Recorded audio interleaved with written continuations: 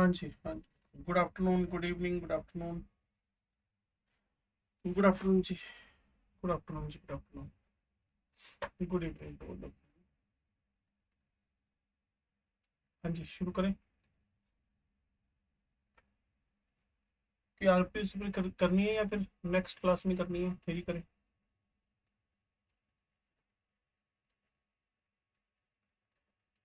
अब कुछ लोग कंफ्यूज हो गए कि सर नेक्स्ट क्लास भी आपकी है। नेक्स्ट मतलब नेक्स्ट, नेक्स्ट, नेक्स्ट। नहीं, छुट्टी किस चीज की नहीं है बच्चे। छुट्टी तो फिर वो द कॉन्सेप्ट ऑफ रेस्ट। पहले आपने 5 क्लासें लगाई, उसके बाद फिर आपने लगातार 4 क्लासें लाई। देखो हिम्मत है ना आप लोगों की। फिर उसके बाद आपने ये लगातार 2 क्लासें लगाई तो इसका रिवॉर्ड मिल रहा है आपको, कल फिर छुट्टी आई।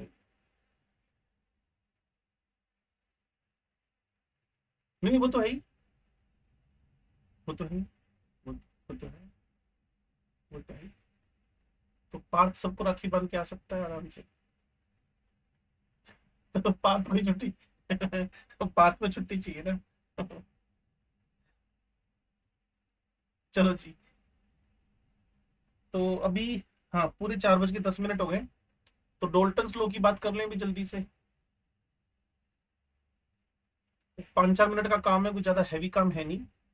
मैंने आपको बताया था ये एप्लीकेबल है for the non reactive gases पे। और कुल मिलाकर जो टोटल प्रेशर है किसी भी कंटेनर के अंदर, दो या दो से ज्यादा गैसें भरी हुई है मान लो, ठीक है ना। तो जो टोटल प्रेशर है वो सम ऑफ द पार्शियल प्रेशर है, ठीक है।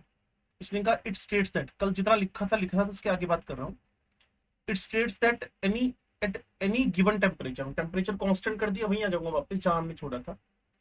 The total pressure exerted by a mixture of gas, अगर दो या दो से ज्यादा गैसेस का मिक्सचर है, बस थोड़ा सा इसमें ऐड कर देते हैं, नॉन रिएक्टिव गैसेस का मिक्सचर है, ठीक हो गया।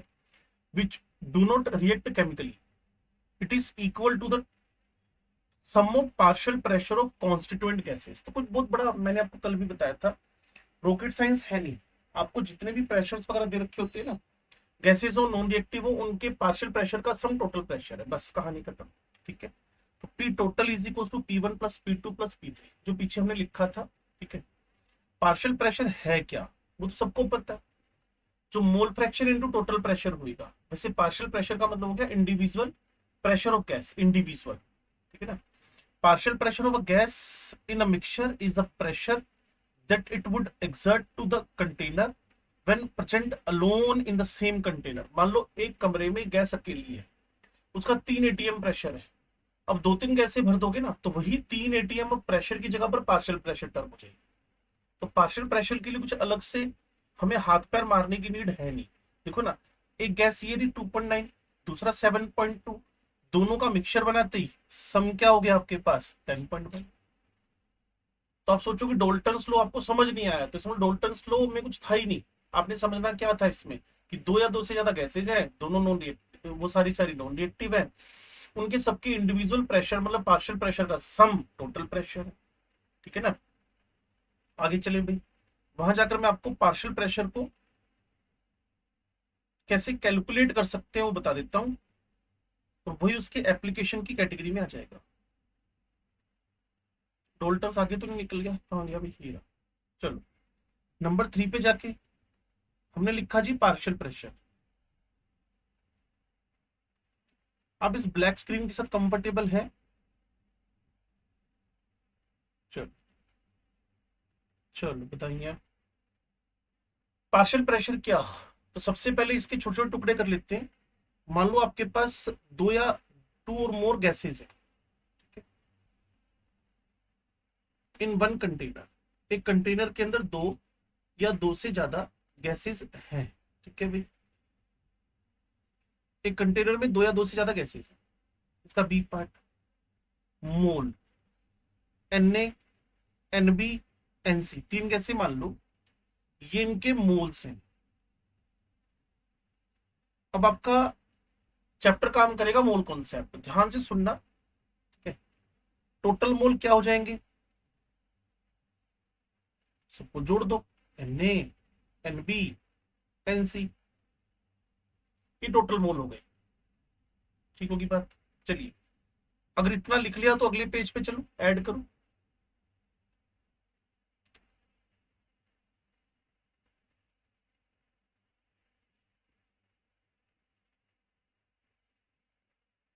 हाँ, तो छुट्टी है ना तुम्हारी, छुट्टी तो आज भेज देंगे ताकि तुम छुट्टी एंजॉय कर पाओ।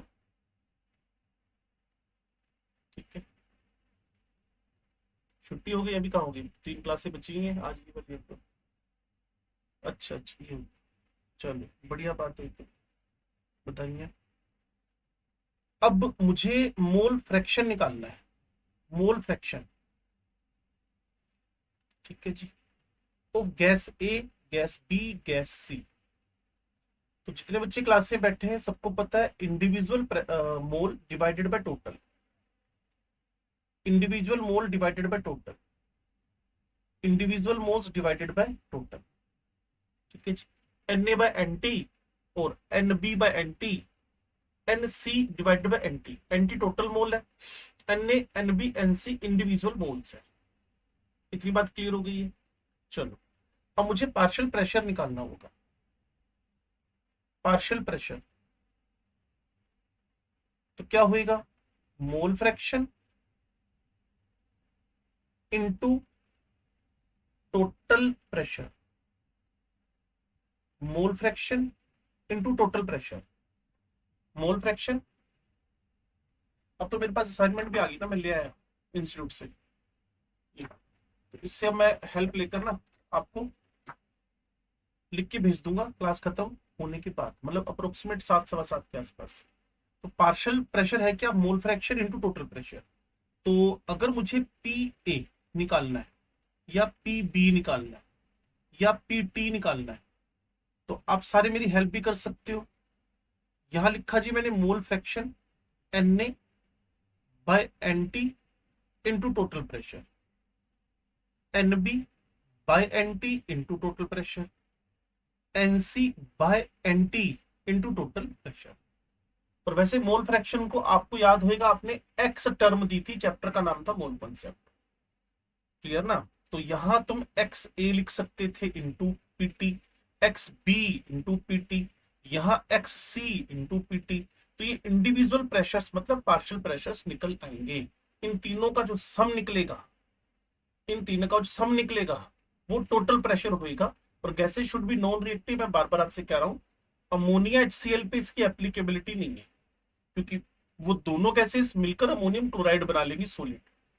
तो आप सोचो, अमोनिया का 2 एटीएम, HCl का 3 एटीएम, एक कंटेनर में भर दिया कांस्टेंट टेम्परेचर, और टोटल प्रेशर 5 एटीएम हो गया, तो आप बहुत बड़ी गलतफहमी में। टोटल प्रेशर 5 एटीएम से डाउन चला जाएगा, कि वो दोनों रिएक्ट भी करते हैं। तो ये डॉल्टन्स लॉ, जो गैसेस रिएक्टिव है उन पे इसकी एप्लीकेबिलिटी नहीं है, जो गैसेस नॉन रिएक्टिव है बस उसी के लिए इसकी एप्लीकेबिलिटी है। ठीक है, तो एक काम करते हैं जी, इसके पैरेलल में क्वेश्चन सोच लेते हैं हम लोग। और आपको पता चल गया होगा पीटी बराबर इन सबका सम कर दो। ठीक है, यहां आपके पास गैस ए बी सी है। ठीक है, और इन सबका जो टोटल प्रेशर है वो 10 एटीएम है।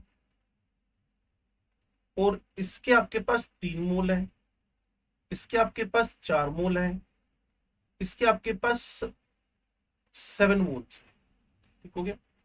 आपसे पूछ रहा है जी partial pressures P A, P B, P T. बिना जल्दीबाजी किए इनके आंसर बना दो इन एटीएम।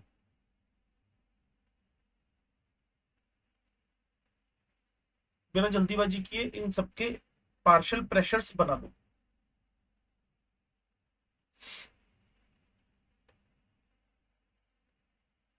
हाँ जी,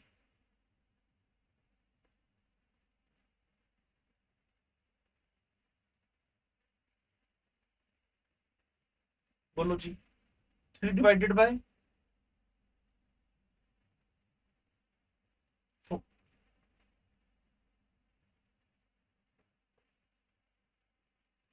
ठीक है जी।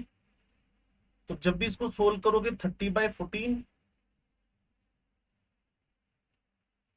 क्लियर। और ये 40/14 और ये 70/14, ठीक है। तो जो लास्ट वाला है वो तो बच्चों ने बताया कि वो 5 ही आ गया, और वो दोनों 5 के सम के बराबर कोई ना कोई वैल्यू आएगी। तो अप्रोक्सीमेट अगर 14 टू जा 28 होता है, तो बाकी 2 बच गया, तो 2.1 के आसपास आंसर आ जाएगा इसका। कहाँ? पीसी, पीसी, कोई बात नहीं, कोई बात नहीं। कहाँ पे?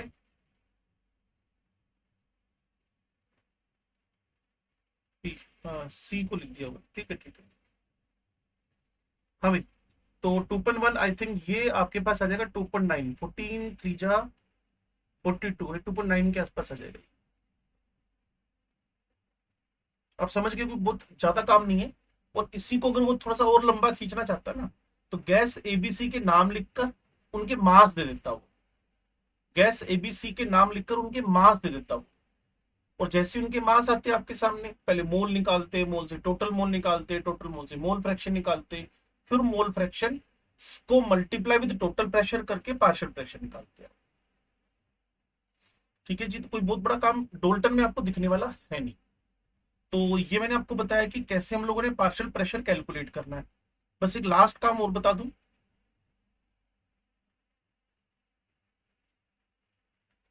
आप लोग जो आपके अराउंड मोइस्ट एयर है, इसके प्रेशर के बारे में सोचो तो ये होएगा क्या, थोड़ा दिमाग लगा के सोचो कि अगर मुझसे कोई बोले pressure of the moist air, pressure of the moist air, pressure of the moist air, तो आप वैसे दिमाग लगा सकते हो। प्रेशर नहीं नहीं नहीं नहीं नहीं, नहीं। मतलब अगर डिफाइन करना पड़े किस किस का सम है, यह pressure of the water vapours plus pressure of the, बिल्कुल ठीक है, ड्राई एयर, जो तुम्हारे सराउंडेड में ड्राई एयर है। बस इतना ही काम करना है। पेपर में तुम्हें मॉइस्ट एयर दे रखा होगा, ड्राई एयर निकालना होगा, वाटर वेपर सब्ट्रैक्ट कर देना। ये जो प्रेशर ऑफ वाटर वेपर्स है, जब तक अपने दिमाग में कॉन्फिडेंस बिल्ड नहीं कर लोगे ना कि डोल्टन्स के अंदर कोई बहुत बड़ी साइंस नहीं है, जनरल बातें हैं, बस अपने आप ही समझ में आना शुरू हो जाएगा। वाटर वेपर्स को कई बार एक्वस टेंशन भी बोल देते हैं, और कई बार इसको हम लोग डिफाइन करने के लिए स्मॉल ए भी लिख लेते हैं। प्रेशर ऑफ वाटर वेपर्स को एक और टर्म मिली हुई है, aqueous tension, aqueous tension, pressure of water vapours, और इसी को ए भी लिख देते हैं। तो ज्यादा टेंशन लेने की नीड नहीं है, क्योंकि एक्वस टेंशन बड़ा आसान सा काम है। किसी ना किसी गिवन टेम्परेचर पे आपके अराउंड वाटर वेपर तो होंगी होंगी, क्लियर ना। रेनी सीजन में थोड़ा सा मॉइस्चर बढ़ जाता है, तो कभी भी न्यूज़पेपर में देखना वो ह्यूमिडिटी की बात कर रहे होते हैं। आजकल तो मोबाइल पे भी अपडेट रहता है कि आपके अराउंड क्या कितनी ह्यूमिडिटी है, क्लियर। ह्यूमिडिटी तो खत्म होती जा रही है, ह्यूमिडिटी की बात कर रहा हूँ। तो ह्यूमिडिटी आपके अराउंड कितनी है वो रेनी सीजन में बढ़ जाती है, ठीक है। और ह्यूमिडिटी लगातार घटती जा रही है, ये सबको पता ही है। तो ह्यूमिडिटी की बात करें, मॉइस्चर की बात करें, मॉइस्ट एयर की बात करें, तो उसके अंदर एक्वस टेंशन की बात हो रही है। तो बस इतना ही काम था डोल्टन का, इससे ज्यादा डोल्टन है नहीं। बस थोड़ा ऑथेंटिक करने के लिए ना, इसके नीचे वाले 2-3 क्वेश्चन को करके हम लोग वेलोसिटी के डिस्ट्रीब्यूशन पे चलते हैं, एक अच्छा पोर्शन कवर हो जाएगा आपका। मेरे साथ टिकना और बात को सुनना और समझना। हाँ, A for aqueous tension, A for aqueous tension, ठीक है, ए फॉर एक्वस टेंशन। लो जी, एक क्वेश्चन कर लेते हैं, क्वेश्चन नंबर 14 है। मार्क कर लेना कि आपने उसको डन कर लिया। इन अ गैसियस मिक्सचर, ठीक है जी, 1 ग्राम हाइड्रोजन है, तो मोल ऑफ हाइड्रोजन क्या हो जाएंगे, 1/2, आधा मोल, अगर नीड पड़ी तो यूज कर लेंगे। 5 ग्राम हीलियम है, ठीक है, मोल ऑफ हीलियम क्या हो गया, 5/4, 1.25 मोल, ठीक होगी बात। Are mixed in 5 litre vessel at 20 degree centigrade. Temperature की बात में नीड होगी तो 293 केल्विन ले लेंगे। वेसल का वॉल्यूम 5 लीटर चाहिए होगा तो बाद में यूज कर लेंगे। वो कह रहा total pressure of the mixture निकालो, total pressure of the mixture. तो मुझे ना आइडियल गैस इक्वेशन समझ में आती है, PV is equal to NR, क्योंकि मुझे वेसल का वॉल्यूम पता है 5 लीटर, मुझे टोटल प्रेशर तो गैसेस मिक्सचर का पता ही नहीं है, मैं निकाल लूंगा। एन टी टोटल मोल तो मुझे पता ही है 1.75, and total mole of gases RT. और वैसे भी गैसेस नॉन रिएक्टिव है, कर सकते हो डिस्कशन।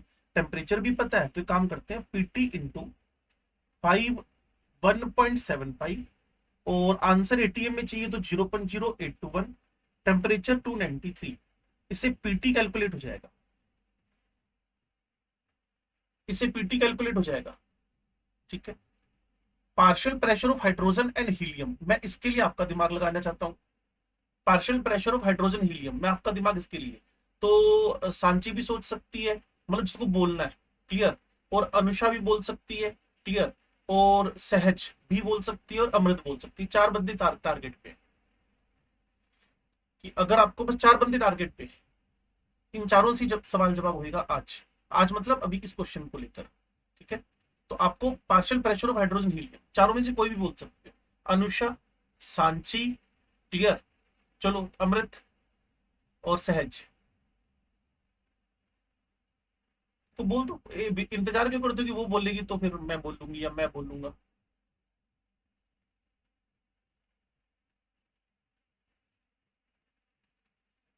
तो हाइड्रोजन का मोल फ्रैक्शन कैसे निकल रहा है?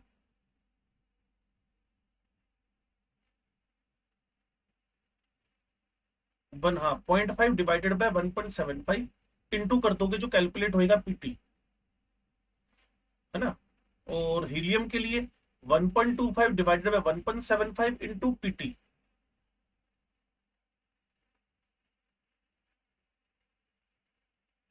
सदमा लग गया क्या? समझ गए सारे? तो क्या अनुषा मेरे को बता सकती है क्या किया हमने? Anusha,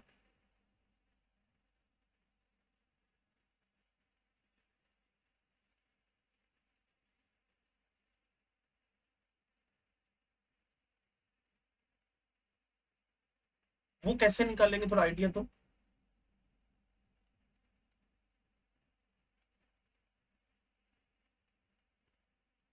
very good,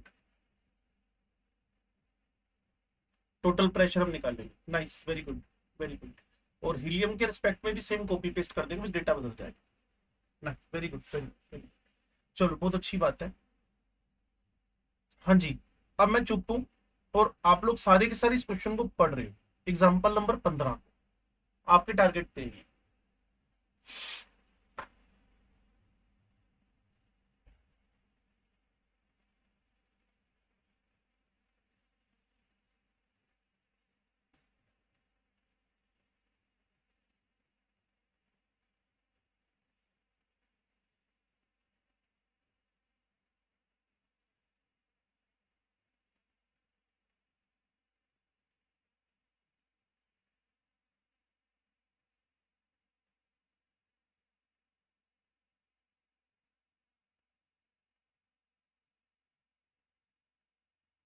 200 millilitre of nitrogen,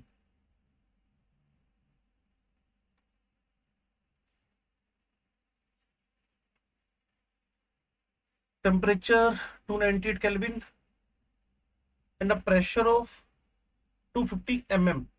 pressure इसका 250 mm है, और mixed with 350 millilitre volume of oxygen, 350 millilitre, temperature constant है, and pressure of oxygen 300 mm, so that the volume of resulting mixture is 300। कोई दिक्कत नहीं है, इनको मिक्स कर दिया, और यहां आपके पास P1V1 है या P2V2 है, लेकिन फाइनल वॉल्यूम उसने अपनी तरफ से 300 मिलीलीटर ले लिया, तो हमें कोई दिक्कत नहीं है, उसकी ऑब्जेक्शन जीरो है हमें। तो हमें क्या करना है, अगर आप मेरे को गाइड कर दो तो बहुत अच्छी बात है। P1,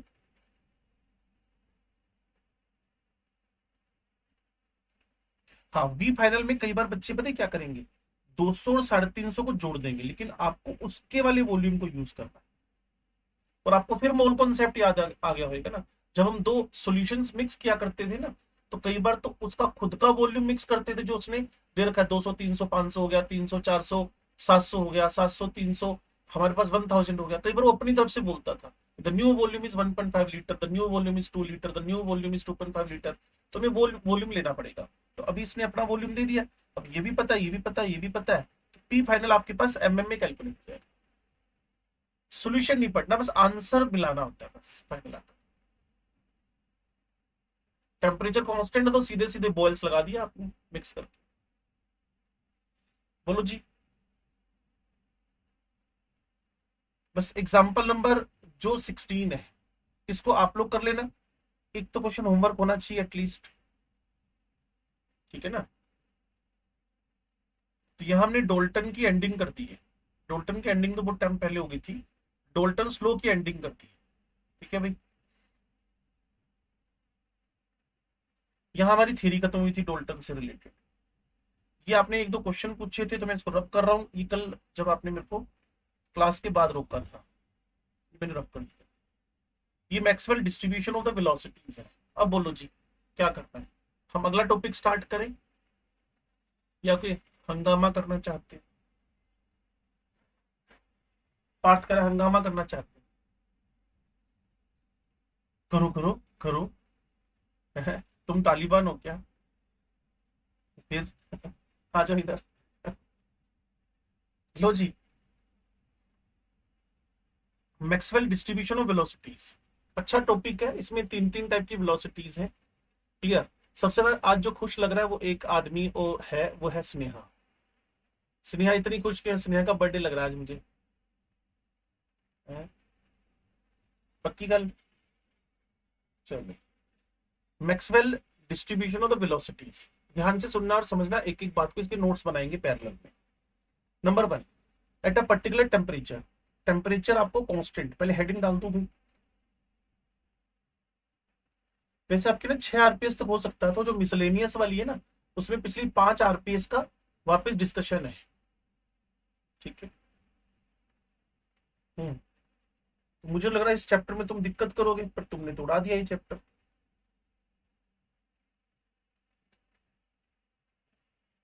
कारण है इसका, कारण है इसका, कारण नहीं नहीं इसी नहीं। नहीं नहीं, मैंने ना एक बात बोली थी तुम लोगों को, नहीं नहीं बच्चे, इसका कारण है, इसका कारण हो तुम लोग।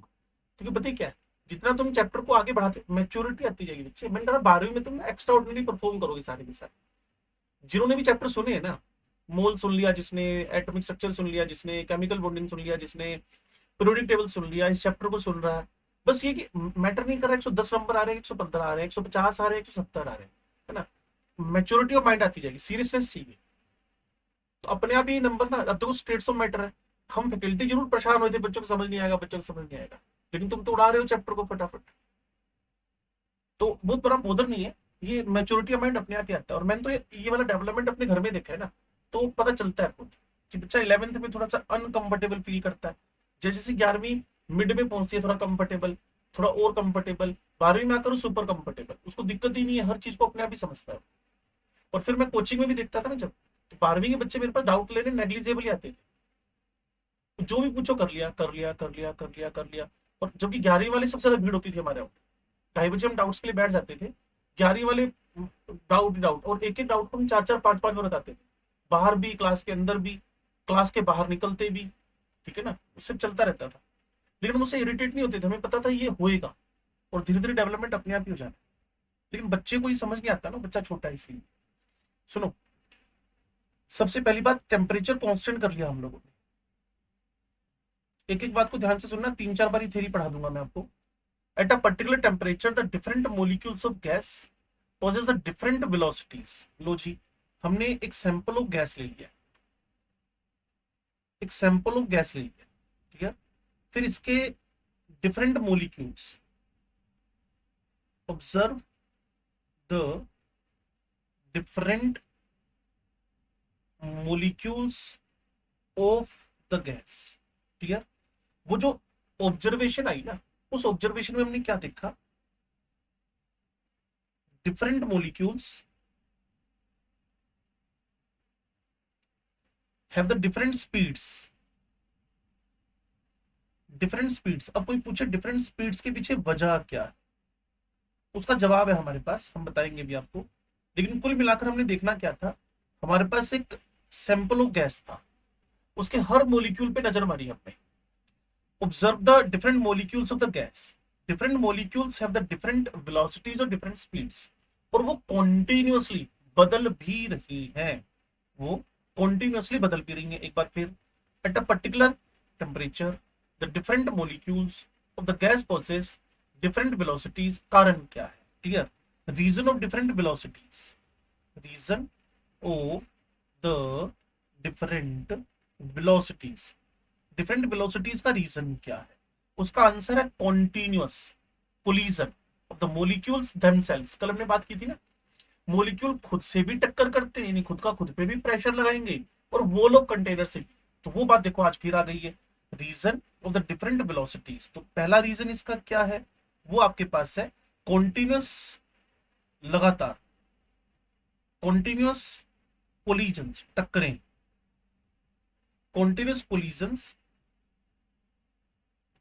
ऑफ द मॉलिक्यूल्स, खुद से भी टक्करें कर रहे हैं, खुद से भी टक्करें कर रहे हैं। इसके अलावा इसका बी पार्ट, इसका बी पार्ट क्लियर, वही same continuous collision of the molecules with the wall of container, wall of container से भी। और इन तीन पॉइंट्स का कंक्लूसिव आइडिया जो मेरे दिमाग में और आपके दिमाग में आना चाहिए, कांस्टेंट स्पीड है बट इंडिविजुअल स्पीड्स अलग अलग है। इन तीनों को काटकर इस तरह लिखा जा सकता है, लिखते ज्यादा इसलिए मेंटल सेटिस्फेक्शन आए, और फाइनल सेटिस्फेक्शन चाहिए होता है कंक्लूजन से। तो कंक्लूजन पता ही क्या है? मॉलिक्यूल्स ढेरों है, लाखों करोड़ों है, अरबों मॉलिक्यूल्स है, टेम्परेचर सेम पड़ा हुआ है, डिफरेंट स्पीड्स है, और कारण खुद से भी टक्करें कर रहे हैं, और लगातार वॉल ऑफ कंटेनर से भी कोलिजन चल रही है। अब हमारे हीरो आएंगे जिनका नाम है मैक्सवेल। मैंने कहा था ना, sample of gas low, observe the different molecules of the gas. तो ये ऑब्जर्वेशन आप अब कर रहे हो, और ये मैक्सवेल सर्च करके चले गए। तो मैक्सवेल ने सब मॉलिक्यूल्स को देखा कि कुछ क्या कर रहे हैं, स्पीड अप हो रहे हैं, कुछ स्पीड डाउन हो रहे हैं। मैं ऐसे समझाता हूं, जब ऑफलाइन में हमारी क्लास चल रही होती है ना, मैंने कहा तुम क्लास में 100 बच्चे हो मान लो, ठीक है, और एक बहुत बड़े हॉल में तुम्हें छोड़ दिया गया है, और टेम्परेचर कांस्टेंट, और तुम इंडिविजुअल एक एक गैस का मॉलिक्यूल हो। अब आपको मैं एक स्पीड पे छोड़कर गया, जो स्पीड थी 25 किलोमीटर पर आवर। मान लो ऐसे तुम चले जा रहे हो, इधर जा रहे हो, इधर जा रहे हो, इधर कोई दीवार से आगे टकरा रहा है, कोई आपस में टकरा रहा है, ऐसे करके मान लो आप लोग ना रेंडमली मूव कर रहे हो। तो टेम्परेचर कांस्टेंट था, आपकी स्पीड्स लगातार थी। अब हुआ क्या, एक मॉलिक्यूल से दूसरा टकराया, तो किसी की स्पीड बढ़ गई और किसी की स्पीड डाउन चली गई। लेकिन मैं ना आप सबकी एवरेज निकाल के चला गया था। 250 25 आपके पास बच्चे थे, 25 आपकी स्पीड थी, 100 आपके पास स्टूडेंट थे। तो आपने 25 किलोमीटर पर आवर को इनटू, या 25 100 बार लिखा, डिवाइडेड बाय 100 करके एवरेज स्पीड निकाली, वो 25 ही आ गई। 25 स्पीड है, 100 बच्चे बाय 100 करके वही 25 की स्पीड आ गई आपके पास एवरेज स्पीड। लेकिन इंडिविजुअल स्पीड्स आपकी ना लगातार बदल रही थी। हो सकता है अभिनव ने दीवार से टक्कर मारी, इसको चोट ज्यादा लग गई, ये 5 की स्पीड पे आ गया। हो सकता है कोई ऐसी स्पीड कर गया कि 35 की स्पीड पे चला गया टक्कर मार के, ज्यादा खुशी चढ़ गई उसको टक्करे मारने से। क्लियर? हो सकता है किसी को स्पीड से टक्करे मारने से दुख हो रहा था, कहते पता नहीं सर कैसा उल्टा सीधा काम देंगे, इनको तो काम ही नहीं आता है, बोल के चले जाते हैं। तो हो सकता है उस स्पीड दुख के अंदर सदमा लग गया, 7 की स्पीड आ गई, किसी की 35 हो गई, किसी की 40 हो गई, किसी की 7 हो गई, किसी की 8 हो गई। आप समझ पा रहे हो, एक सीन आ रहा है ना आपके दिमाग के सामने की क्या हो रहा है। एक पिक्चर बन रही है कि आपके दिमाग में एक कमरा है, जिसमें बहुत बड़ा कमरा है, उसमें 100 बच्चे हैं, और सर ने कहा है इस रूम में ना आपको ना चलते रहना है, बस चाहे टक्कर हो कुछ भी हो फर्क नहीं पड़ता, धीरे हो जाओ तेज हो जाओ फर्क नहीं पड़ता। और वो किसी की स्पीड कम हो रही है, किसी की ज्यादा हो रही है, लेकिन एज होल सोल, जो एज टोटल है, वो आपकी स्पीड का जो एवरेज आएगा ना वो 25 ही रहेगा। तो मेरे से कोई पूछेगा as whole the speed of gas, मैं बोलूंगा remains constant, but individual speeds क्या हो रही है, लगातार बदल रही हैं ड्यू टू कोलिजन। तो मैं वापिस आ रहा हूं, फोर्थ पॉइंट पे आऊंगा। क्या लिखा हुआ है जी? मैक्सवेल एंड बोल्ट्जमान ने ऑब्जर्व किया। क्या ऑब्जर्व किया? ध्यान से सुनना और समझना।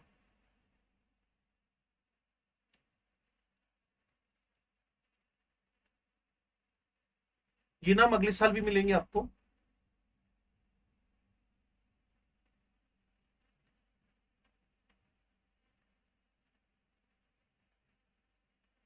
इनकी ऑब्जर्वेशंस क्या है?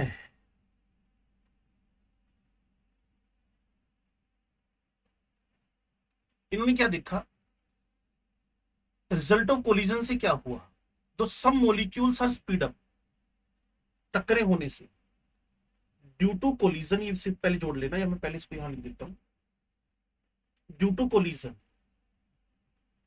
ड्यू टू कोलिजन, टक्करें होने से क्या हुआ, फ्यू मोलिक्यूल्स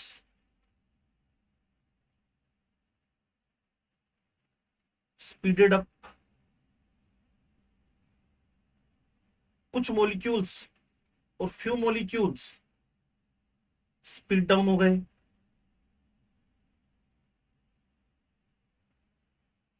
और उसकी वजह मैंने आपको बता दी है, लगातार होने वाली टक्करें, कॉन्टिन्यूअसली जो collision collision collision collision collision हुए जा रही। ठीक है जी। अब लेकिन हमें जो एज होल समझनी है, गैस की स्पीड समझनी है, एवरेज स्पीड समझनी है, दैट रिमेन्स कांस्टेंट। जब तक मैं एक बड़ा इंपॉर्टेंट रोल है जिसको तुम हो सकता है इग्नोर कर रहे हो, लेकिन अब इग्नोर नहीं करना, that is the role of temperature. अगर टेम्परेचर कांस्टेंट है तो एज होल गैस की स्पीड क्या रहेगी, कांस्टेंट। एवरेज स्पीड हमेशा क्या रहेगी, कांस्टेंट। किसी की बढ़ गई, किसी की कम हो गई, किसी की बढ़ गई, किसी की कम हो गई। और बिल्कुल भी कुछ याद ना है तो आपको एक बात जरूर याद आएगी, मैंने बोला था तीन चार टाइप की स्पीड्स है, फिर मुझे एक बच्चे ने कहा था सर कि क्या है लिखना वापस, तो मैंने कहा आगे जाकर बात करेंगे। जितनी भी स्पीड्स हैं वो टेम्परेचर के, रूट के और मोलिकुलर वेट के इनवर्स रूट के डायरेक्टली है। तो भाई टेम्परेचर जब तक कांस्टेंट है, गैस जब तक कांस्टेंट है, उसकी स्पीड तो कांस्टेंट। इंडिविजुअल अंदर झांक के देखोगे ना तो हर मोलिक्यूल की speed up down up down up down up down up down चल रही है, वेरिएबल है, but as whole it is constant. As whole it is constant. तो मैं वापस आया एक घंटे बाद, सारी क्लास की मैंने स्पीड ऑब्जर्व की। हो सकता है किसी की स्पीड जीरो होगी, होगी बैठ गया हो बेंच के ऊपर, सर को तो काम ही नहीं है, नहीं काम लगा के फालतू का, मैं नहीं दौड़ता भागता। अब जैसे मैं आपको बोलता तो वीडियो ऑन करो, तो अब नहीं करते, ऐसे बच्चे होते ही हैं, हर जगह हर टाइप के बच्चे होते हैं। तो कुछ बैठ गए, ऐसे थोड़ी होता है कोई। मैंने ठीक है ऐसे नहीं होता, वो बैठा था, उसकी स्पीड जीरो काउंट कर ली मैंने। कुछ बहुत ही सिंसियर होते हैं, मैं बोल के यार चलते रहना चलते रहना, वो ज्यादा तेज चल रहे थे, 25 से भी ज्यादा चल रहे थे, 35 वाले भी मिल गए। कुछ थक गए थे बेचारे, टिफिन नहीं खाया था, तो क्या हो गए, 25 की जगह 20 पे आ गए। तो एज होल देखा तो 25 ही आ रहा है। तो आप अगर एग्जाम्पल समझ गए तो बहुत अच्छी बात है। गैस का टेम्परेचर कांस्टेंट है तो उसकी एज होल स्पीड क्या पड़ी हुई, कांस्टेंट, बट इंडिविजुअल स्पीड्स क्या चल रही है, वेरिएबल। ठीक है जी। नाउ तो एज होल, मैं इसको रेड पेन से लिख रहा हूं, देख लेना भाई। As whole speed remains constant, speed remains constant, as whole speed remains constant, as whole speed remains constant. अगर आप मेरी बात को वर्ड टू वर्ड समझ गए हो तो बस इतना ही बात थी। और इसके अंदर से अब तीन टाइप की स्पीड्स निकालेगा जो अप्रोक्सीमेट बराबर सी है। मैक्सवेल बोल्ट्जमैन अब तीन वैरायटी की स्पीड्स निकालेगा जो अप्रोक्सीमेट बराबर सी है। बस हल्का हल्का फर्क है, 0.1 most accurate speed, slightly less accurate speed, और एक होती है जिसको बोलते हैं मोस्ट प्रोबेबल स्पीड, जो मैक्सिमम मॉलिक्यूल्स की होगी, मोस्ट प्रोबेबल स्पीड। उस पर भी आऊंगा, उसके न्यूमेरिकल्स बनेंगे। अभी अगर आप चाहो तो मैं सिनॉप्सिस के इस पूरे को पढ़ देता हूं, आप कहोगे ठीक है कंफर्टेबल है। Now listen carefully. At a particular temperature, different molecules of the gas possess different velocities due to continuous collision of the molecules among themselves as well as against the wall of container. Their velocities keep on changing. Maxwell and Boltzmann showed that as a result of collision, though some molecules are speeded up, some other are slowed down. Speed down, speed up, speed up, speed down. Clear. And hence the fraction of molecule possessing a particular speed remains constant at a constant temperature. वो graph मैं आपको बना के दे दूंगा अभी थोड़ी देर में। कुल मिलाकर कंक्लूसिव बात मेरे सामने क्या आई, कंक्लूसिव बात मेरे सामने क्या आई, टेम्परेचर कांस्टेंट है, होल टोटल गैस की स्पीड कांस्टेंट है, एवरेज स्पीड कांस्टेंट है। हाँ, इंडिविजुअल स्पीड्स आर वेरिएबल, और उसकी वजह क्या है, वो खुद के और वॉल ऑफ कंटेनर से टक्करी हो रही। अब आपको मैंने स्पेस दिया 10 12 15 सेकंड, 1 मिनट तक का, सोचो समझो, तो डाउट आ रहा है तो पूछो, अगला स्टेप इसके बाद उठाए।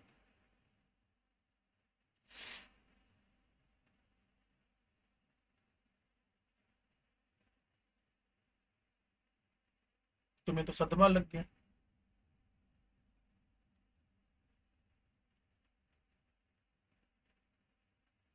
पक्की गल।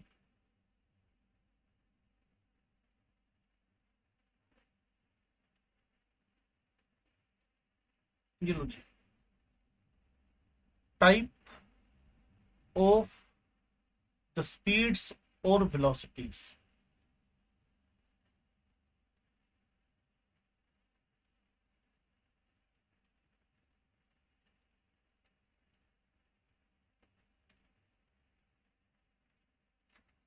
जिससे हमारे सीधे सीधे न्यूमेरिकल सोल्व होने। एक है आपके पास रूट मीन स्क्वायर वेलोसिटी, इसको मैं VRMS लिख देता हूं। ये मोस्ट एक्यूरेट स्पीड है, रूट मीन स्क्वायर वेलोसिटी। इसके बाद आती है एवरेज, वी एवरेज। और एक स्पीड फाइनली आती है मेरे पास, उसको बोलते हैं हम लोग most probable speed. Most probable speed, most probable speed, root mean square velocity, V average, most probable velocity. तीन टाइप की स्पीड्स है।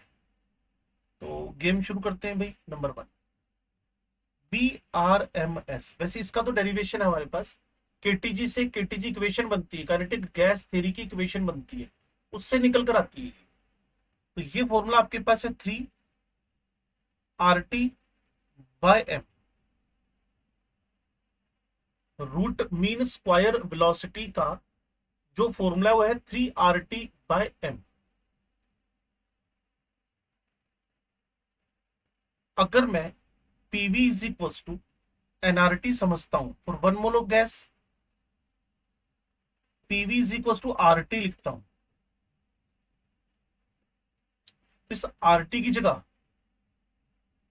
मैं टर्म लिख सकता हूं PV। VRMS is equal to 3PV/m। हे महान आत्माओं, इस RT की जगह सिर्फ PV पुट किया। चलो जी।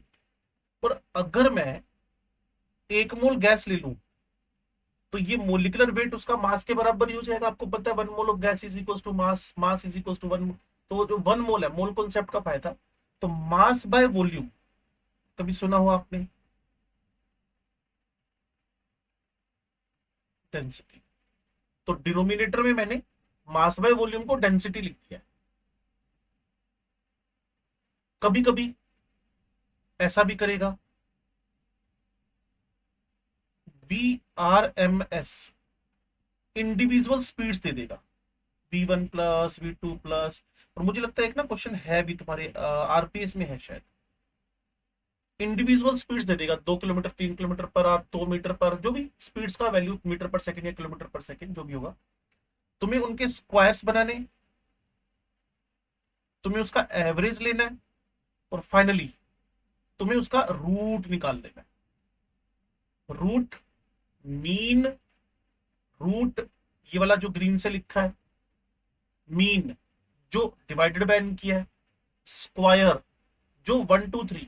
बच्चे के बार पूछते हैं कि root mean square, mean square, root mean हटा दो एक बार, रूट और स्क्वायर ही क्यों कर रहे हो यार? रूट और स्क्वायर, पहले आप स्क्वायर कर रहे हो फिर रूट कर रहे हो, ये क्या है फालतू? मैंने कहा फालतू नहीं है ये ना, इतने सारे मोलिक्यूल थे तो आप लोगों ने ना एक्यूरेसी बढ़ाने के लिए, और आप 100 बुक्स पढ़ लो, 200 पढ़ लो, 300 पढ़ लो, मैं कहता हूं एक ही पढ़ लो ढंग से, तो उसके अंदर साफ लिखा हुआ है कि जो root mean square velocity of the molecule है, ये मोस्ट एक्यूरेट स्पीड है, most accurate speed.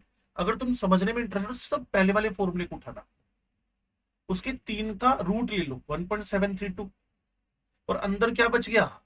RT/m। R पता हो, T पता हो, M पता हो, तो सीधे सीधे आंसर निकलेंगे।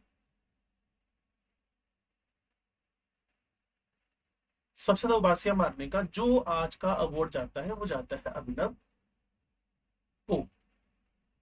तो इसको 3 मुक्के गिफ्ट में दिए जाते हैं। एक राइट गाल पे, एक लेफ्ट गाल पे, और एक सीधा नाक पे।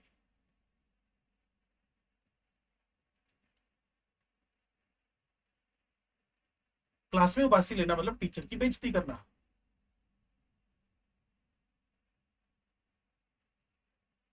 हाँ भाई, रूट मीन स्क्वायर, मुझे लग रहा है तभी बच्चे ना अपना वीडियो ऑन नहीं करते, तो उन उबासियां मारने के चक्कर में। कुछ तो नहाए नहीं है 6 दिन से, इसलिए भी प्रॉब्लम है उनको।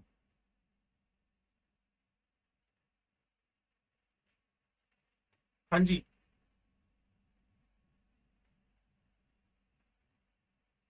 इसकी लाश क्या कह रही है? लाश, लास्ट क्या? बी आर एम, 3 का रूट लिया है ना। 3 का रूट तो पता ही ना 1.732 होता है, 3 के रूट को बाहर लिख दिया 1.73, बाकी सेम बचा, root R T by M. तो ठीक है ना। अब मैं वी एवरेज लिखने जा रहा हूं, इसको थोड़ा सा लार्ज करके ना, छोटे ही करना है तो ये लो जी, वापस वहीं आ रहा हूं। वी एवरेज, लो जी, नंबर 1, ये किसके बराबर है जी? V average is equal to 3 RT by, sorry, मेरी गलती, 8 RT by pi M, 8 RT divided by pi M, ये भी एवरेज की वैल्यू। ठीक है, ये कैलकुलेटेड है सारी की सारी, वही मैक्सवेल बोल्ट्जमान ने ये किया था काम, और इसीलिए हेडिंग आती है Maxwell Boltzmann distribution of the velocities, Maxwell Boltzmann distribution of the velocities. अच्छा जी, दूसरा फॉर्मूला मैं अपने आप बना दूंगा, आप देखकर बोल दोगे ठीक है जी, 8 PV बाय पाई एम। और तीसरा फॉर्मूला हम, V average is equal to 8 P pi D। ठीक है, और last and final, V average is equal to V1 V2 V3, average ही तो है बच्चे, ये तो तुम्हें वैसे ही पता है, Vn डिवाइडेड बाय n। सारी स्पीड्स लो और टोटल मोलिक्यूल्स का डिवीजन कर दो, डिवाइड कर दो। मान लो 6 मोलिक्यूल्स दे रखे, ऐसा मुझे लग रहा है कहीं है RPS 7 में है ऐसा क्वेश्चन, क्लियर। तो उसने सारी स्पीड्स दे रखी है, 6 मोलिक्यूल दे दिए, सबकी स्पीड का सम करो, बाय नंबर करो, सीधा सीधा एवरेज स्पीड निकल कर आपके सामने आ जाएगी। और कहाँ कहाँ आप गलतियां करोगे, वो गलतियां मैं सबको पहले लिखवा दूं, उसके बाद हाईलाइट करूंगा, फिर इफेक्ट ऑफ टेम्परेचर की बात करूंगा। पीछे ग्राफ आया था ना, उसके बाद होना चाहिए, सडन ही ग्राफ नहीं दे सकते आप। पहले इन तीनों वेलोसिटीज की बात करें, फिर effect of the temperature on the different speeds, उसकी बात करते हुए ग्राफ बनाएंगे। चलो जी, next, most probable speed, the speed which is possessed by the maximum number of molecule. कई बार बच्चे को लगता है मोस्ट प्रोबेबल मतलब मैक्सिमम स्पीड, तो सबसे पहले मैं इसी को डिफाइन कर दूं, not the maximum speed, not the maximum speed, not the maximum speed,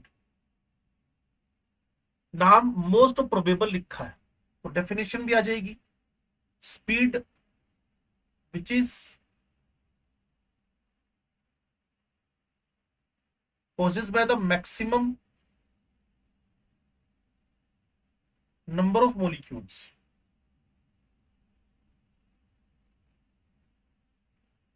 maximum number of molecules, maximum number of molecules की जो स्पीड होगी, उसको आपने जो नाम दे रखा है वो दे रखा है मोस्ट प्रोबेबल स्पीड। फॉर्मूला, इसको तो एमपीएस ही लिख दो, सीधा सीधा एमपीएस, √2 RT/m। इसी के पैरेलल में नंबर दिए मैं लिख रहा हूं 2 PV/m, इसी के आगे फिर लिख रहा हूं 2P/D। पहली बार में समझना था, दूसरी बार में समझ आ गया था, तीसरी बार में फास्ट कर सकते हो। जो आरटी था उसको पीवी लिख दिया, और जो मास बाय वॉल्यूम था उसको डेंसिटी लिख दिया। ठीक है ना। अगर आप इन सारी की सारी स्पीड्स को कंपेयर करो,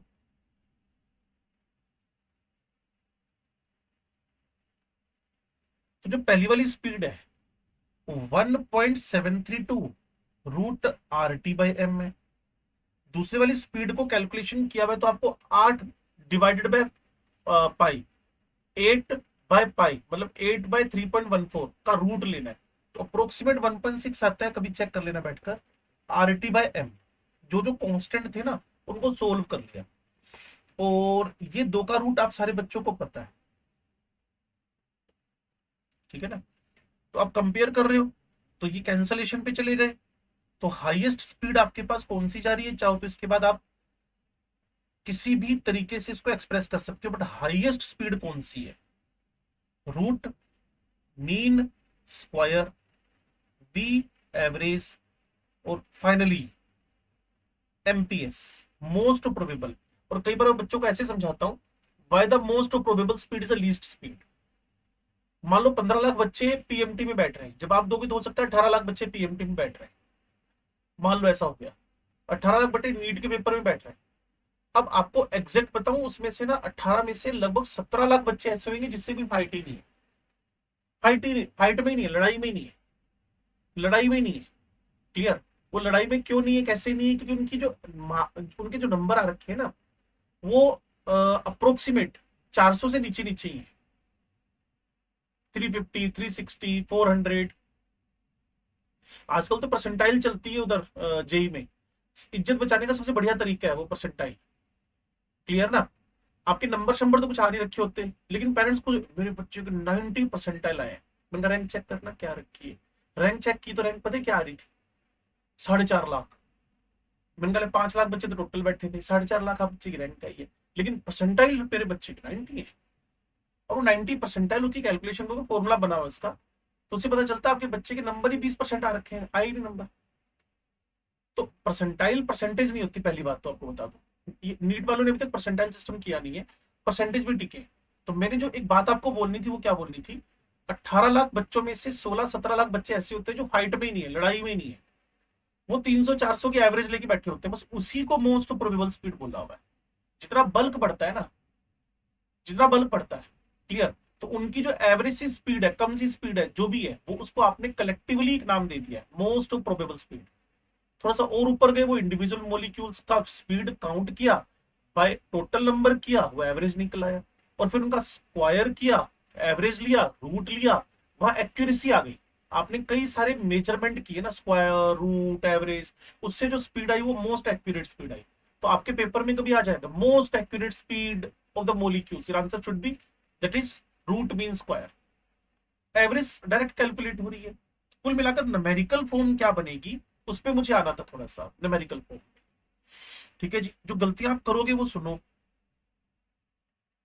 न्यूमेरिकल्स और उसमें होने वाली मिस्टेक्स क्या क्या हो सकती।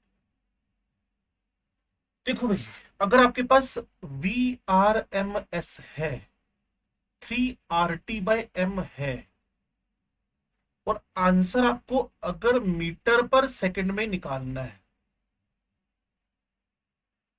तो आर की कौन सी यूनिट चलेगी, क्या मान के चलते हो आप? बिल्कुल नहीं, बिल्कुल नहीं, बिल्कुल नहीं, बिल्कुल नहीं, बिल्कुल नहीं। हाँ वही चलेगी, जूली तो है जो एमकेएस है। लीटर एटीएम से स्पीड किसमें निकालोगे, एटीएम पर सेकंड। ना लीटर एटीएम चलेगा, ना लीटर बार चलेगा, ना कैलोरी चलेगा, यूनिट एक चलनी है, 8.314। तुम्हें तो लॉटरी लग गई। जब भी तुम्हें ऑप्शन में मीटर पर सेकंड स्पीड दे रखी हो कैलकुलेट करके, तुम्हें लगी लगाई लॉटरी मिल गई। तुम्हें लिखना ही 8.314 इन 10 सॉरी, अगर अर्क्स में करूंगा तो, अगर उसी को तुमने सेंटीमीटर, गलतियां होंगी उसको सुधारने की कोशिश कर रहा हूं, सेंटीमीटर पर सेकेंड, तो आर 8.314 10⁻7 अर्क्स केल्विन वर्स मोल इनवर्स। लेकिन पंगा अब एम पे भी है, क्योंकि टी तो बेचारा भोला वाला सा है, वो तो केल्विन में ही चलेगा। क्लियर। अब एम पे थोड़ा सा अपनी ओपिनियन दो, ये अगर जूल में चल रहा है तो मान लो CO2 है, तो तुम एम का वैल्यू फॉर CO2 क्या लिखोगी, क्या सोचते हो? हाँ, तो 44 इंटू 10⁻, 44 तो बाय डिफॉल्ट तो ग्राम्स में होता है, उसको केजी में कन्वर्ट करने के लिए 1000 का डिवाइड करोगे। तो सुन लो भी ध्यान से, मोलिकुलर वेट को अगर सोल्व करना है विद रिस्पेक्ट टू, मैं आपको CO2 एग्जांपल चला रहा हूं जैसे, क्लियर, तो ये होएगा 44 इंटू 10⁻⁻³ किलोग्राम्स। तो आपको अगर मोल कॉन्सेप्ट पता है तो आपका काम आसान है। मैं याद करवाता हूं, मैं याद करवाता हूं। एक मोल कॉन्सेप्ट चैप्टर हुआ करता था, वहां एक एसिड टी बना था, वहां मास इन ग्राम्स लिखना हमारी मजबूरी थी। अगर आप लोगों ने मोल निकालना था तो ग्राम्स लिखना मजबूरी थी। तो आज तुम्हें 2 महीने बाद अक्ल आएगी कि वो unit by default he CGS होती थी। आपको बोलते थे ना, अगर माइक्रोग्राम दे रखा हो तो भी ग्राम में आ जाओ, किलोग्राम दे रखा हो तो भी ग्राम में आ जाओ। क्लियर? अगर आपको मिलीग्राम दे रखा हो तो भी ग्राम में आ जाओ। और डिवाइडेड बाय क्या करना है, मोलिकुलर वेट। तो बाय डिफॉल्ट जो न्यूमरेटर है उसी यूनिट में तो डिनोमिनेटर चल रहा होगा ना। तो एम, जब भी आप बोलते हो ना what is a molecular weight of the CO2 44, in CGS ही बोल रहे हो बाय डिफॉल्ट। By default. तो जब भी आप ये एम की वैल्यू CO2 के लिए लिख रहे हो, SO2 के लिए लिख रहे हो, SO3 के लिए लिख रहे हो, तो आपको 44 इंटू 10⁻⁻³ और यहां तो लग गई लॉटरी, यहां तो 44 सीधे पुट करके आ जाना। अब कुछ बच्चों को ऐसा लगेगा 44 ऑलवेज ही पुट करना है। अरे एग्जांपल के रेफरेंस में दिया था, molecular weight into 10⁻⁻³ if the R is in joule, if R is in ergs then it should be 44। मतलब मोलिकुलर वेट सीधे सीधे पुट कर दो तो आंसर आपके 1 मीटर पर सेकंड में आएंगे, दूसरे सेंटीमीटर पर सेकंड में। तो होता क्या है, इसको 8.314, इसको 44, सर आंसर नहीं मैच कर रहा। मैंने कहा आंसर कहां से मैच करेगा? ऊपर तूने क्या लिख रखा है MKS, नीचे तूने क्या रखा है CGS। तो MKS CGS तो मैच ही नहीं करेंगे, आंसर गलत आएगा। डिजिट मैच कर रहे हैं लेकिन यूनिट साथ में इसके पावर मैच नहीं कर रही, वो तो होएगा ही पंगा। तो ये सुधार करने हैं आपने, ठीक है ना। चलो अब थोड़ा सा और पंगा ले लें। अगर VRMS 3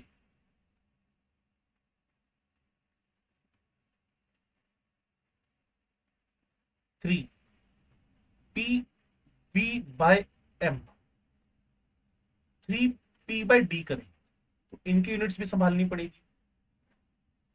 तो प्रेशर की यूनिट कौन सी लोगे अगर आपको मीटर पर सेकंड में आंसर चाहिए?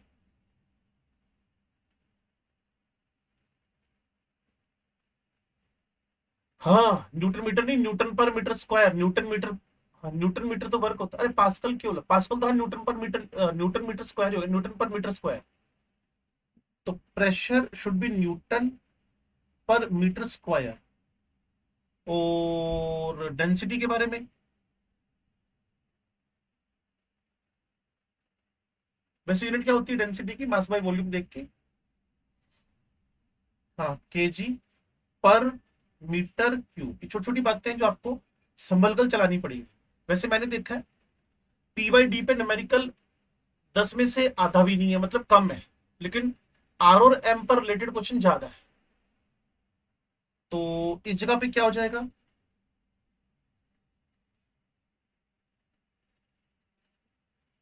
ये डायन कौन बोला था? डायन थोड़ी देर में बोलोगे चुड़ैल है। ओए, ये हो गया ग्राम पर सेंटीमीटर। तो ये सेंटीमीटर पर सेकंड और ये जाएगा मीटर पर सेकंड। ये प्रिकॉशंस है जो मुझे दो जगह पे गलती होने की पॉसिबिलिटी दिखती है, 11th class as well as 12th pass. 12वीं वाले नहीं करते, वो तो 11वीं सीख कर जाएंगे और उनको बताना भी नहीं होता ना, उनको सीधे फॉर्मूले कराए आगे बढ़ो भाई। उनको नहीं बताते कि यार ये रखना है, ये रखना है, ये रखना है। 11th वालों को बताना जरूरी है क्योंकि वो भी सीख रहे हैं। तो आपको वेलोसिटी निकालनी है, दो यूनिट है आपके पास, मीटर पर सेकंड, सेंटीमीटर पर second.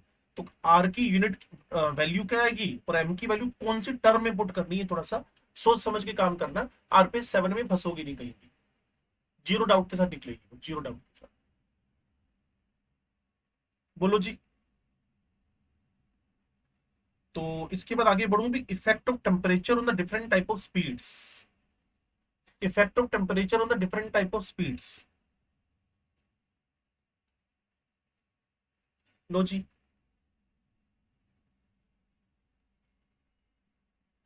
Effect of temperature. Tanveer Singh Walia sir कुछ कहना चाहते हैं? नहीं नहीं नहीं नहीं, बिल्कुल नहीं। नहीं, वो मोलिकुलर के लिए हम आएंगे, इसके लिए फॉर्मूला अलग बनेगा 3/2 RT करके। वो जैसे केटीजी पढ़ लेंगे ना, काइनेटिक थ्योरी ऑफ गैसेस, तो बस इमीडिएटली तुम्हें फिर वहां काइनेटिक एनर्जी के फॉर्मूले लगने शुरू हो जाएंगे। 3/2 RT, वो 3/2 PV, वो आएंगे। ठीक है ना। इफेक्ट ऑफ टेम्परेचर, तो जितनी भी स्पीड्स हैं वो सारी की सारी, कल भी बताया था, आज बता रहा हूं, √T के डायरेक्ट और √M के इनवर्स है। अंशिता का मुंह फूल गया, ये मुंह फुला के बैठी है। अंशिता तुमने मुंह क्यों फुला रखा है भाई? ये काम तो स्नेहा का है। नहीं, तुम मुंह फुला के बैठ रही थी ऑलवेज। हाँ जी, इफेक्टिव टेम्परेचर स्पीड्स √T के डायरेक्टेड और √M के इनवर्स है। इतना तो पता चल गया 3 फॉर्मूले देख के।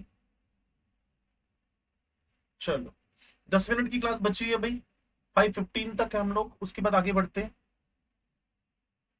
अब मैं इनके ग्राफ्स बनाने जा रहा हूं।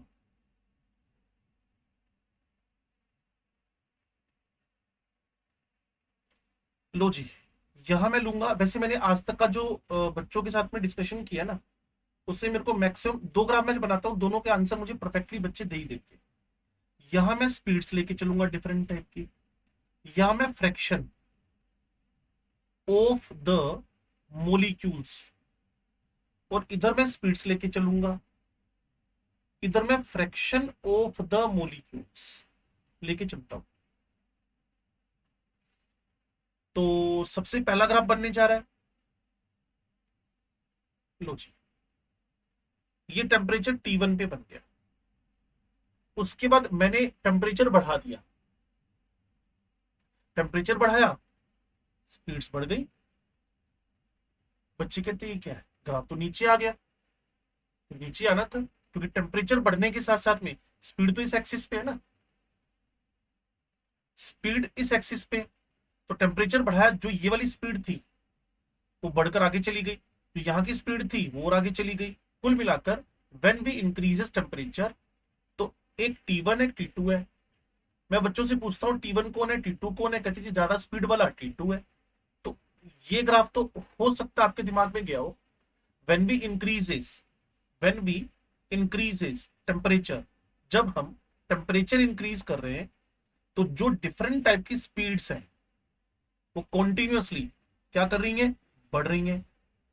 अगर आप मेरी बात को एग्जैक्टली समझ पा रहे हो, तो T1 से T2 बढ़ते ही जितनी भी स्पीड्स थी, बच्चों को एक दिक्कत जो 10 में से एक बच्चे को आती है, सर कहते हैं ग्राफ नीचे क्यों चला गया। मैंने कहा फ्रैक्शन ऑफ मोलिक्यूल का ग्राफ है ना, तो फ्रैक्शन ऑफ मोलिक्यूल जिस एक्सिस पे है, उनके मोलिक्यूल्स जैसे जैसे टेम्परेचर बढ़ता चला गया, उसके 10 मोलिक्यूल की स्पीड बढ़ गई, तो शिफ्टिंग किस साइड में होगी। मैं तो ऐसे बोलता हूं कि यहां से अपने हाथ से पकड़ लो और इसको आगे की तरफ खींचना शुरू कर दो, इस डायरेक्शन में खींचना शुरू कर दो, तो ग्राफ धीरे धीरे flat flat flat flat flat ही होगा ना। तो स्पीड्स जिस एक्सिस पे है, तो वो एक्सिस के पैरेलल में हम चलने शुरू हो जाएंगे, उस एक्सिस पे हम चलने शुरू हो जाएंगे आगे की तरफ, because temperature always favours the speed. तो टेम्परेचर बढ़ा, स्पीड बढ़ गई। अगर इस पे आपको कंफर्ट नहीं है तो बोलो, मैं दूसरी बार समझा देता हूं।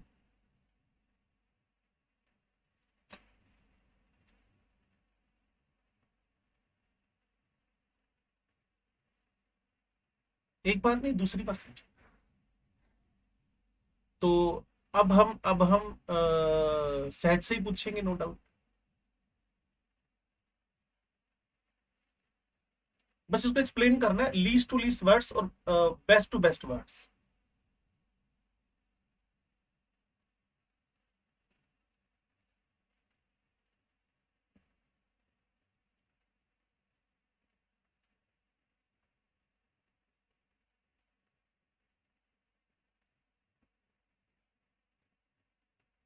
हाँ, वो फ्रैक्शन ऑफ मोलिक्यूल डिक्रीज नहीं हो रही ना ना ना ना ना ना ना। उन फ्रैक्शन ऑफ मोलिक्यूल्स का, जो एक बात ध्यान से सुनना, मैं सभी बच्चों के लिए बात कर रहा हूं। मान लो तुम इसका ना एरिया निकालना शुरू कर दो, ये वाला एरिया, ये वाला एरिया, ये वाला एरिया, ठीक है ना। ए, हाँ हाँ एग्जैक्टली। यार मेरी बात सुनो, एक कंटेनर, हाँ एक कंटेनर के अंदर ना 100 मोलिक्यूल है, कंटेनर बंद है, कंटेनर का टेम्परेचर बढ़ा दो, तो 100 मोलिक्यूल 125 150 या 75 थोड़ी हो जाएंगे, मोलिक्यूल खत्म होना सेम ही रहेगा। तो आपको ये बोलना है those molecule which are in the zone of MPS now shifted in, now shifted in average, and those molecule which was in average speed area now shifted in root mean square velocity. तो उनकी speeds बढ़ गई है, वो shift हो गया आगे की तरफ। जो आगे की तरफ शिफ्ट करेंगे तो धीरे धीरे धीरे ये ग्राफ का जो मॉडल है वो धीरे धीरे फ्लैट होता चला जाएगा, आगे खिसकेगा, क्योंकि स्पीड इस एक्सिस पे है ना। When we increases temperature all type of speeds are increases. तो सारी टाइप की स्पीड जब आपके पास बढ़ रही है बढ़ रही है बढ़ रही है, तो ठीक है, ग्राफ धीरे धीरे क्या हो रहा है, फ्लैट होता जा रहा है। चलो एक छोटा सा काम और करते हैं, इसके बाद भी दिक्कत होगी फिर बात कर लेंगे। यह फ्रैक्शन ऑफ द मोलिक्यूल्स है, यह डिफरेंट टाइप की स्पीड्स है। ये मैंने ग्राफ फिर प्लॉट कर दिया, ग्राफ प्लॉट करके perpendicular on the speed axis डाल दिए। और अगर आपसे मैं इसको ए बी सी लिखकर ए बी सी के बारे में पूछूं, आपको क्या लगता है ए स्पीड कौन सी है, बी कौन सी है और सी कौन सी है? Very good.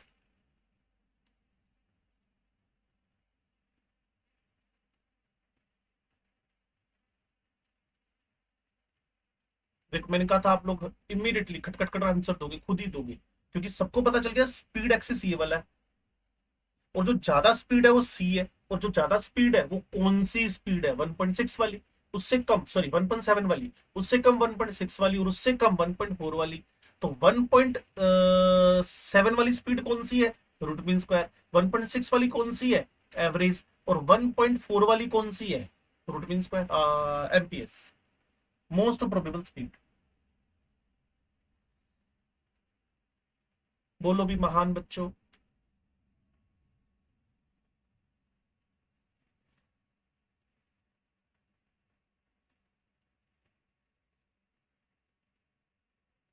ये तुम्हारी ग्राफ बना हुआ नहीं है सिनॉप्सिस में, मैं बना रहा हूं, इसको देखकर तुम्हें फिर बताना है कि यहां टेम्परेचर मैंने कांस्टेंट कर दिया, ठीक है, और यहां मैंने डिफरेंट स्पीड्स ले रखी है,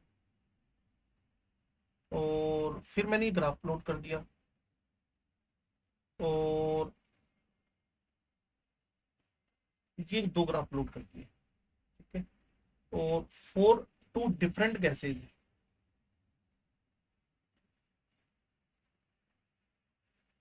लेकिन टेम्परेचर कांस्टेंट है।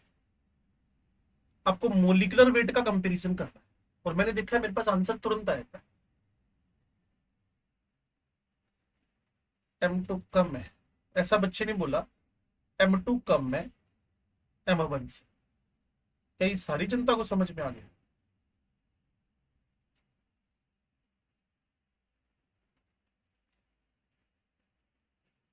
हाँ, बस बच्चों को भी सुनो साथ साथ में, बच्चे स्मार्टली हैंडल कर रहे हैं चीजों को। टेम्परेचर के डायरेक्ट है और मोलिकुलर वेट के इनवर्स है। अच्छा जी, ज्यादा स्पीड कौन सी वाली है, ये मान लो गैस ए है, ये गैस ए है, ये बी है। ज्यादा स्पीड कौन सी है, ज्यादा स्पीड कौन सी है, बी है। ज्यादा स्पीड कौन सी है, बी है। और वेलोसिटी मोलिकुलर वेट के इनवर्स है। टेम्परेचर तुमने कांस्टेंट रखा हुआ है। जिन बच्चों ने कहा था बता दो, उनको क्लिक कर गई बात।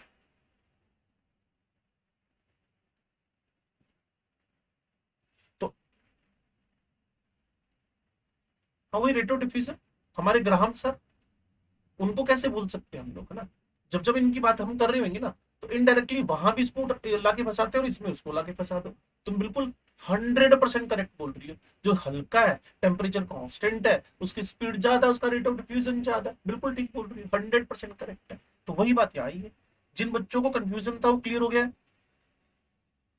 तो all type of speeds are increases with increase in temperature. सारी टाइप की स्पीड टेम्परेचर बढ़ने से बढ़ती है। अब एक छोटी सी बात, what about the fraction of molecules of most probable speed. उन फ्रैक्शन ऑफ मॉलिक्यूल्स का क्या हुआ, वो डिक्रीज हो गया।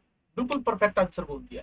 उन मॉलिक्यूल्स का क्या हुआ टेम्परेचर बढ़ने से, जिनके पास एमपीएस है, तो वो कहां शिफ्ट हो गए, in the next 1.4 to 1.6, 1.6 to 1.7। तो आपको अपनी कॉपी में लिखना है, ये बात इंपॉर्टेंट करके लिखना है। ये सारी स्पीड्स वगैरह दिखा रखी हैं जो मैंने आपको बताई है। ये आ गया यहाँ पे, यहाँ से क्वेश्चन शुरू हो गए, तो ये आपका होमवर्क है।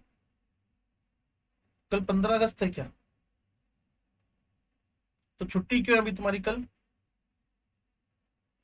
और तेरी फिर छुट्टी क्यों अभी तुम्हारी?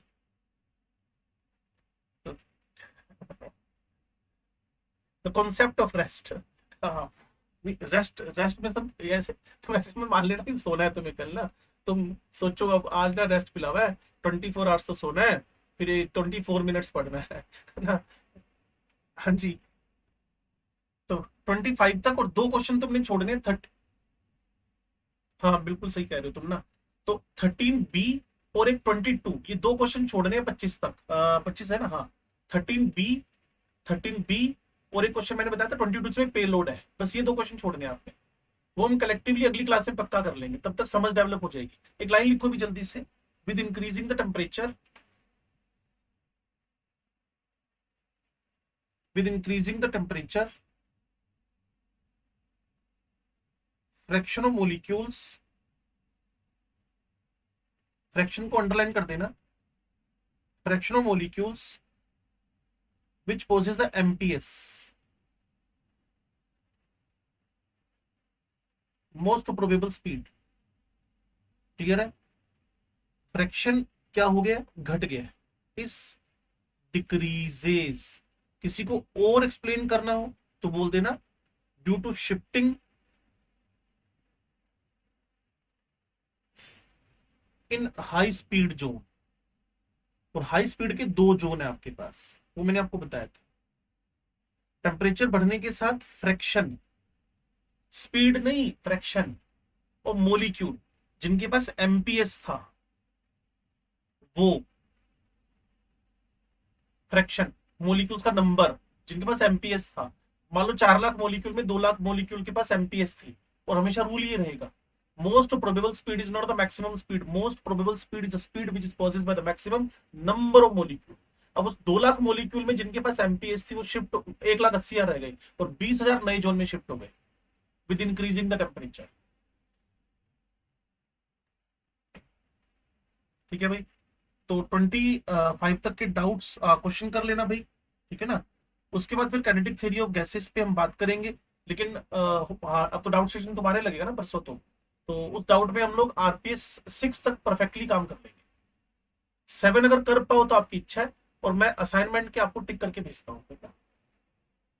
7 तक का अभी अभी अभी जस्ट आ रही है आपके पास, अभी जस्ट नहीं, मेरी क्लास के बाद आएंगी, क्लास एक और होने के बाद आएंगी।